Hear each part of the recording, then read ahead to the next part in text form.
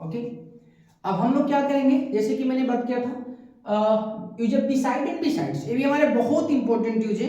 ठीक है, बिसाइड और बिसाइड्स में हमारे क्या अंतर होते हैं, इस चीज के बारे में हम क्या करेंगे, देखेंगे ध्यान से। जैसे बिसाइड की हिंदी क्या होती है, कि बगल के अर्थ में क्या होता है, कि बगल के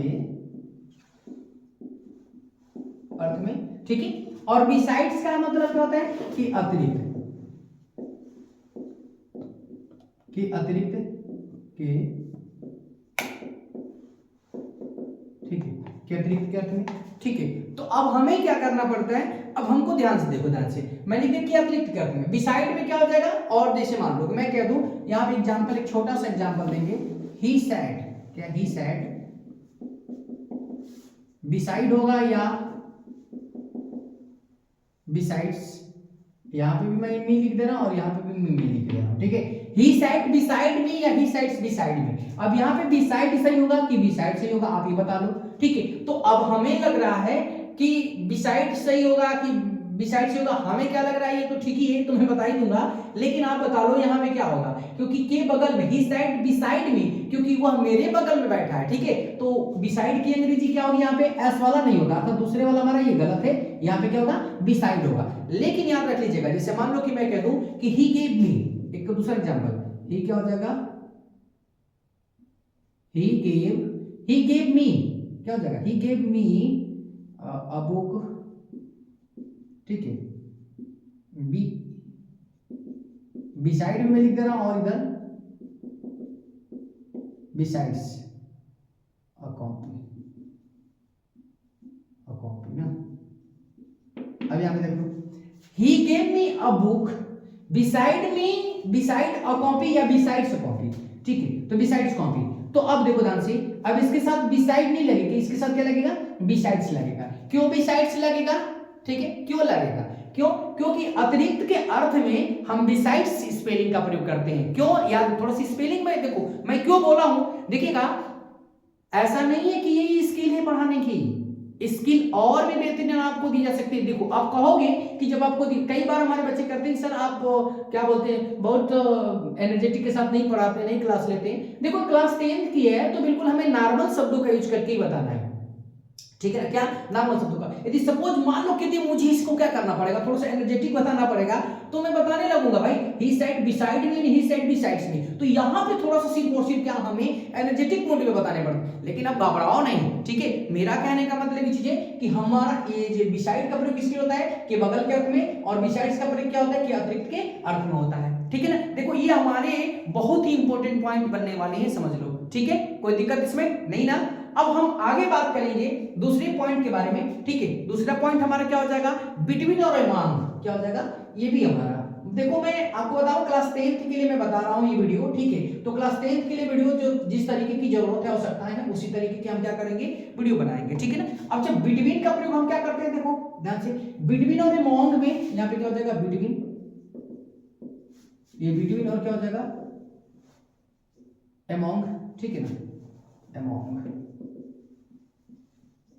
बिटवीन और क्या हो जाएगा हमारा, अमाउंट। अच्छा, बिटवीन का प्रयोग और अमाउंट के प्रयोग में बहुत सारे हमारे क्या है, डिफरेंट है। देखिए ध्यान से, बिटवीन का प्रयोग क्या होता है, यहां पे हो जाएगा STAND, स्टैंड, क्या हो जाएगा, स्टैंड फॉर टू, और ये क्या हो जाएगा, स्टैंड फॉर क्या हो जाएगा,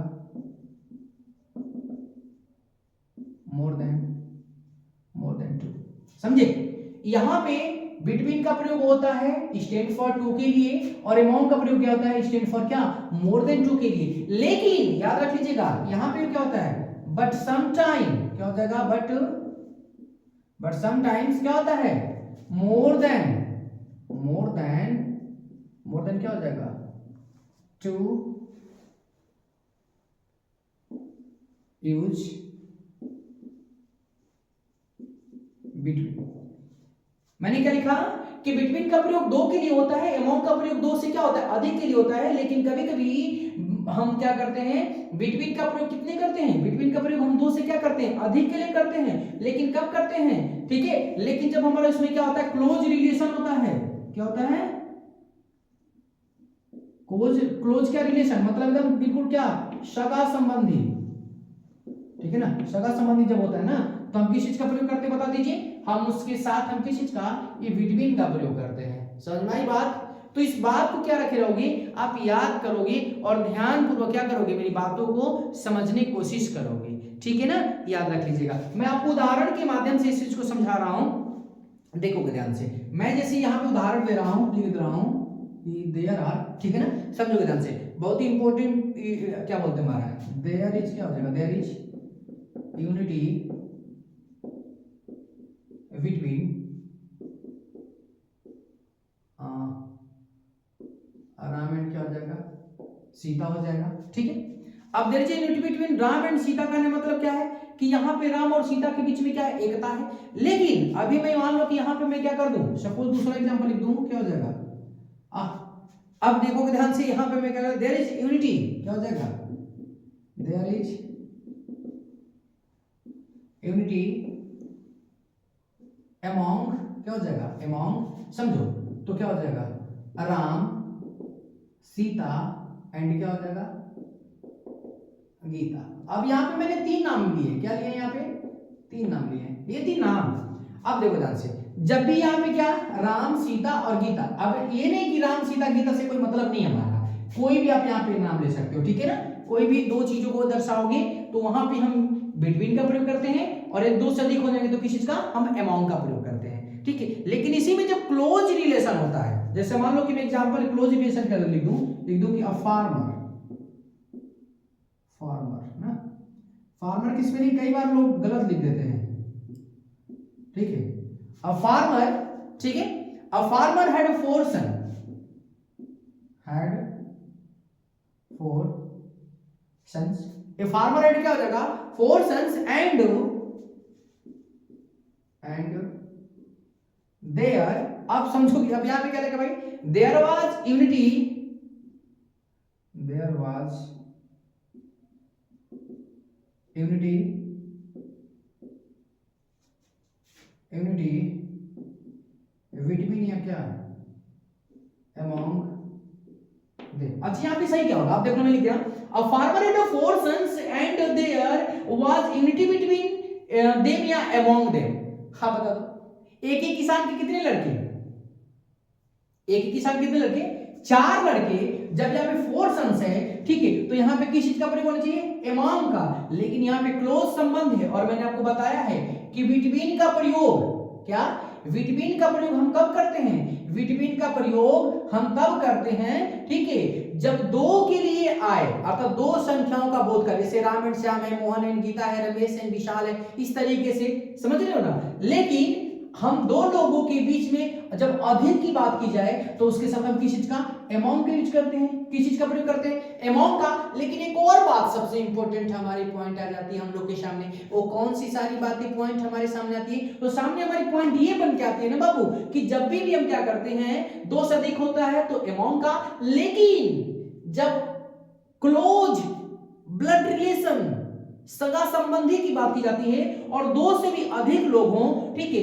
तो वहां पे अमॉन्ग का प्रयोग क्या करते हैं, नहीं करते हैं, वहां पे किस चीज का प्रयोग करते हैं हम लोग, बिटवीन का प्रयोग करते हैं, किस चीज का, बिटवीन का। जैसे थर्ड वाला example, a farmer had 4 sons, एक ही किसान कितने, 4 लड़के, 2 से तो अधिक हो गए, and there was unity between क्या, देम हो जाएगा, अमॉन्ग देम नहीं होगा, कोई प्रॉब्लम इसमें, देखो इसलिए थोड़ा सा टाइम लगता है, लेकिन आपको घबराना नहीं है, कोई दिक्कत इसमें नहीं ना।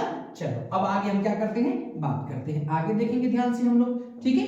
अब थोड़ी थोड़ी सी बातों पे तो हम लोगों को बिल्कुल क्या करना पड़ेगा, फोकस तो करने ही पड़ेंगे भाई, ठीक है ना। चलो आगे देखेंगे ध्यान से। अब इसके बारे में हम लोग क्या करते हैं, अब ये पॉइंट पे देखते हैं। अब अगला पॉइंट जो हमारा होगा ना, अगला जो हमारा पॉइंट होगा वो किस चीज पे होगा, जैसे मान लो आफ्टर एंड क्या हमारा, बिहाइंड है, हमारा क्या हो जाएगा, ये जो यूज ऑफ क्या हो जाएगा, आफ्टर, आफ्टर एंड क्या हो जाएगा हमारा, ये बिहाइंड, ठीक है।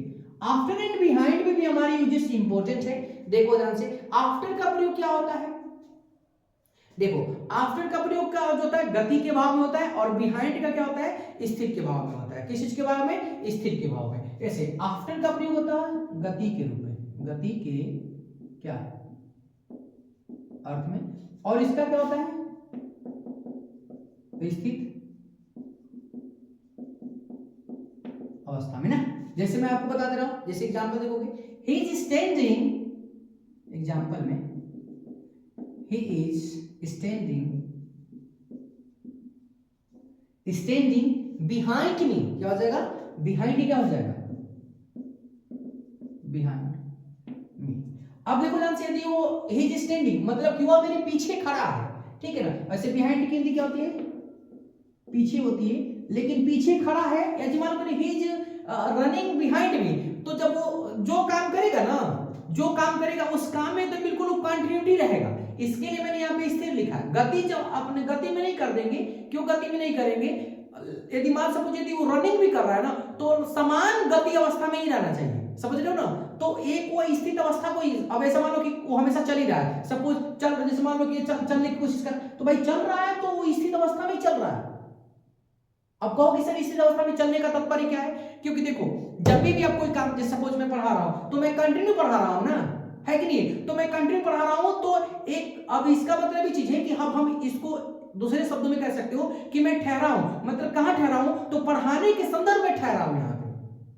अब पढ़ा तो कंटिन्यू रहा, ठीक है, तो आप थोड़ा सा देखोगे ध्यान से। अब लेकिन he is standing behind me है, दूसरा क्या कह रहा है, जैसे मान लो देखोगे ध्यान से, द बॉयज क्या हो जाएगा, क्या, द बॉय वाज, अब द बॉय, अब थोड़ा सा यहां पे देखो ध्यान से, क्या हो जाएगा, ठीक है ना, the boys was running after the बस।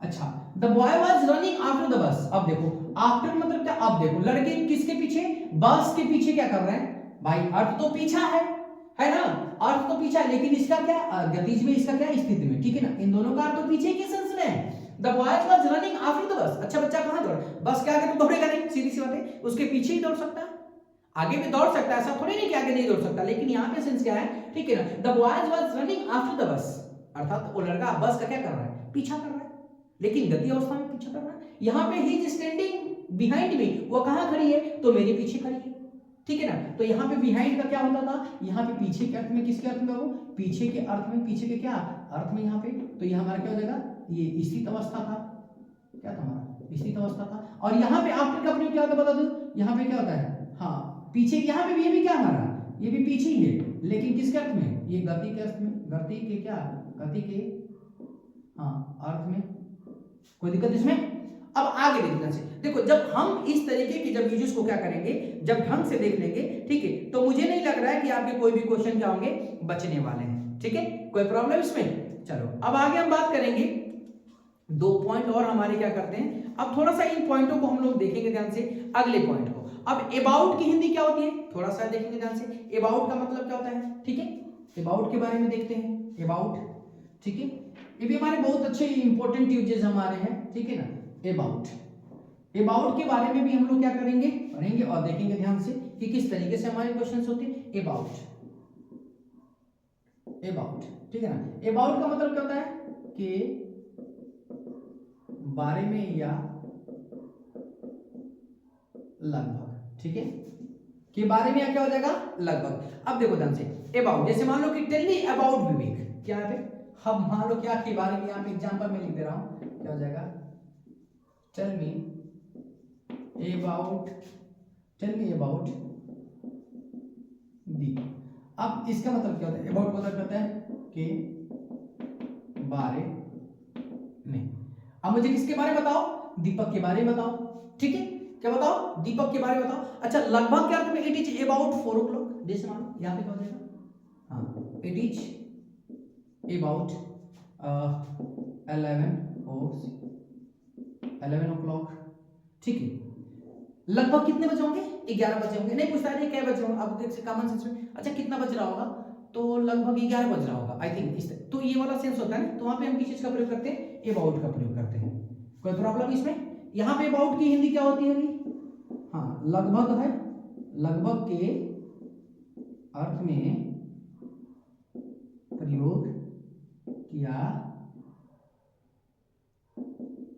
गया है, ये हमारा, और यहाँ पे क्या होता है कि बारे के अर्थ में, कोई दिक्कत इसमें।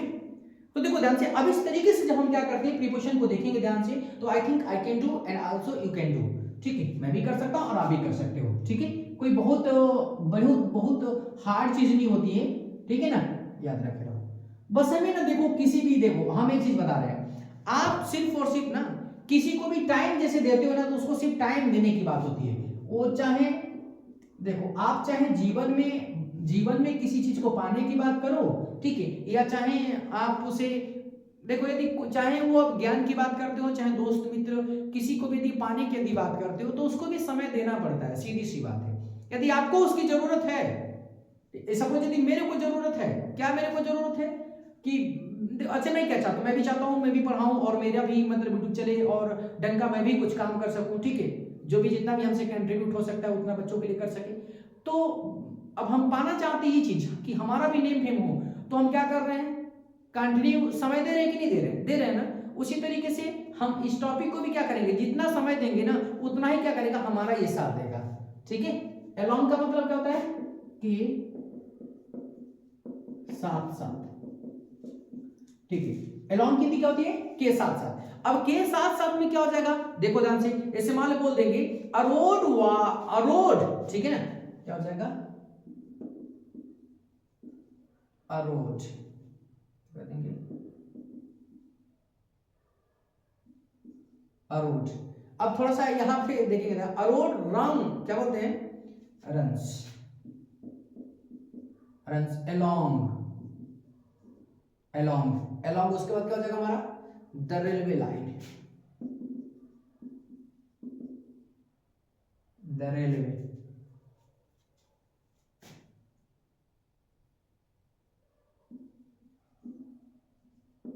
The railway line. अच्छा, ये कह रहा है कि जो एक रोड है ना, ठीक है ना, वो किसके साथ साथ बताइए, और रोड मतलब रेलवे लाइन के साथ साथ, जैसे मान लो कि हमारी पटरी चल रही है, ठीक है ना, ये हमारा क्या है, ये पटरी हो गई, इसी के साथ साथ क्या कर रहा है, रोड भी चल रहा है, समझ रहे हो। रोड चलने का मतलब कि ना उस पटरी के साथ साथ क्या रास्ते हैं, इस चीज की बात की जा रही है, सुनवाइए ना। अभी नहीं कि रोड चलने लगेगा, रोड चलने लगेगा तो लोग कहाँ चलेंगे, आदमी के ऊपर नहीं ना, ठीक है, तो ऐसा वाला सेंस नहीं है। तो अलोंग का मतलब क्या होता है, साथ साथ। जैसे मान लो कि मैं कह सकता हूं आई एम, क्या हो जाएगा, I am along with, I am along with, I am along, I am along you, मतलब मैं आपके साथ साथ हूं। आई एम अलोंग यू का मतलब क्या हो जाएगा, मैं आपके साथ साथ क्या, हाँ मैं आपके साथ साथ हूं, समझे, इन चीज का हमारा प्रयोग है, कोई प्रॉब्लम इसमें नहीं ना।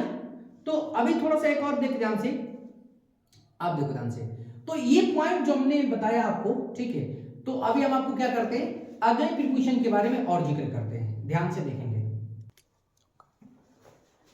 तो अगला देखेंगे ध्यान से, हम लोग क्या करते हैं, अगले पॉइंट में हमारा बात होगा बाबू किसके बारे में, देखिए ध्यान से, अब हम बात करेंगे एक बियॉन्ड के बारे में और एक थ्रो के बारे में, क्या हो जाएगा, बियॉन्ड हो जाएगा और एक हमारा क्या हो जाएगा। अच्छा, थ्रो का मतलब क्या होता है, देखो ध्यान से, थ्रो मतलब से, ठीक है ना, ऐसे लिख देना, में से के द्वारा, ठीक है। हाँ, बियॉन्ड का मतलब क्या होता है, परे होता है। थोड़ा सा अर्थ देखोगे ध्यान से, दोनों के लिए एग्जांपल में लिखूंगा और दोनों का एग्जांपल बहुत ही डेंजर हमारे आएंगे। जैसे मान लो कह दूं my village is beyond the हिल, क्या लिख रहे बाबू, माय विलेज, ठीक है ना, माय विलेज, ठीक है, क्या हो जाएगा, my village is beyond, beyond. अब देखो ध्यान से, बियॉन्ड द क्या हो जाएगा, हिल्स, बियॉन्ड द हिल्स, ठीक है। यहाँ पे बियॉन्ड का अर्थ क्या है, जैसे मेरा गांव है ना, ठीक है, वो हिल के क्या है, परे है, मतलब हिल के ऊपर है, ठीक है। अब एक और बोल दूं कि दिस बुक, मैं दूसरा एग्जांपल दे रहा हूं, this book is beyond me. अब इसका मतलब क्या है बता दो। अब देखो, this book is beyond me, जैसे तो इस मतलब कि यह जो क्या है, यह हाँ किताब मेरे समझ से क्या है, समझ से बाहर है, मतलब परे है। क्यों, जैसे this book is beyond me का मतलब क्या हो जाएगा ना, अब this book is beyond me, यह किताब मेरी समझ से क्या है, बाहर है। यह किताब मतलब मैं समझ से मतलब मेरे परे, मतलब कि I don't know what is said about that book. वो जो किताब है ना मेरे से क्या कहती है, आई डोंट नो, मुझे समझ में नहीं आता, मतलब उसकी भाषा मुझे समझ में नहीं आती है। ठीक है, तो यहां पे हम किस चीज का प्रयोग करते हैं, परे या ना किसी चीज को समझने के अर्थ में हम बियॉन्ड का प्रयोग करते हैं। लेकिन अच्छा थ्रो का मतलब क्या होता है, देखो ध्यान से। ठीक है, अ लेटर, क्या, the letter was sent through, the letter was sent through peon. अब देखो ध्यान से क्या कह रहे कि जो पत्र हमने भिजवाया किससे होकर भिजवाया, किसके द्वारा, किसी के द्वारा, एक पियोन मतलब चपरासी से, किससे, चपरासी से, किससे, चपरासी से। ठीक है, क्या हो जाएगा, पियोन का मतलब कहता है चपरासी। ठीक है, चलिए, तो कोई प्रॉब्लम इसमें नहीं ना। तो अब हम लोग बिल्कुल क्या किए, यहां पे देखेंगे ध्यान से। अब हम इसके आगे जितने भी हमारे और इंपॉर्टेंट जो प्रीपोजिशन है, ठीक है, तो उसके बारे में भी हम क्या करेंगे, बात करेंगे, और बहुत ढंग से बात करेंगे, उसके ऊपर भी क्या करेंगे, हम चर्चा करेंगे और विचार करते हैं। कोई दिक्कत इसमें नहीं ना। तो चलिए, thanks for watching this video. अब मिलते हैं अगले वीडियो में।